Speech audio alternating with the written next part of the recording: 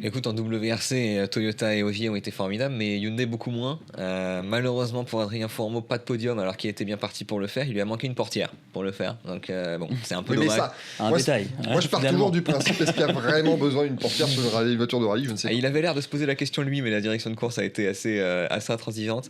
Non, mais Hyundai en termes de performance, dommage. Thierry Neuville évidemment qui abandonne pendant une liaison pour un problème d'essuie-glace, quand même dommage.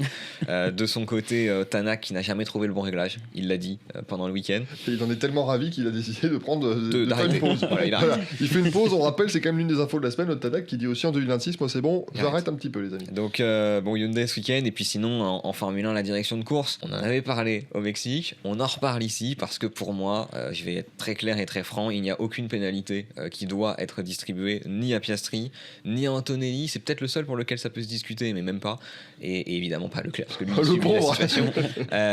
Pas de pénalité à mon avis dans ce moment-là. Le problème c'est qu'on sanctionne des pilotes qui essaient de dépasser et de faire la course, et donc évidemment on va arriver à un moment à force où eh bien, les pilotes vont se dire ok, on est pénalisé quand on dépasse. Bah, dans ce cas-là on fait Oui, la parce- procession et on dépasse plus. C'est le risque effectivement. Lucas, tes flops. Alors en flop, je sais que c'est un peu dur. On a parlé de son excellent week-end plus tôt, mais j'ai envie de mettre Antonelli pour l'incident que tu viens de citer. Juste pour rappeler, comme tu l'as bien dit, que pour moi, Oscar Piastri ne doit pas prendre tout le blâme de cet incident. Mon deuxième flop, c'est Franco Morbidelli. Alors là, je pense que c'est plus évident.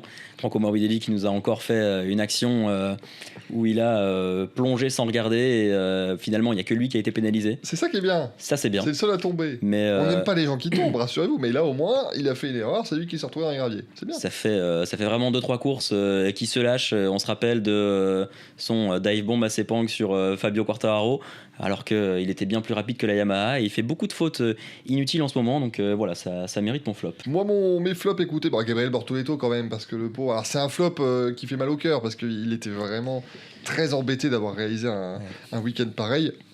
Top à la sécurité, par contre, parce que sa boîte Ah ouais. en sprint était vraiment Impressionnant. a vraiment fait peur, et il a pu continuer le week-end comme si de rien n'était. Et puis Yuki Tsunoda, parce que ça n'a pas été ce week-end, et en fait, c'est ce qu'on s'était dit après les qualifications de samedi. Bon, Verstappen ne se qualifie pas en Q2, voilà. Le problème, c'est que Tsunoda est quand même encore derrière, alors qu'il fait 16ème Verstappen. Donc à un moment donné, ça devient compliqué. Et lui-même l'a dit, hein, c'était un de ses pires week-ends de l'année. Et vraiment, il était désemparé, on va dire, Yuki Tsunoda. Donc voilà, un petit flop. Il va falloir se reprendre sur les 3 derniers Grands Prix, histoire de peut-être continuer maintenant l'aventure chez Red Bull. Mais ça devient de plus en plus compliqué.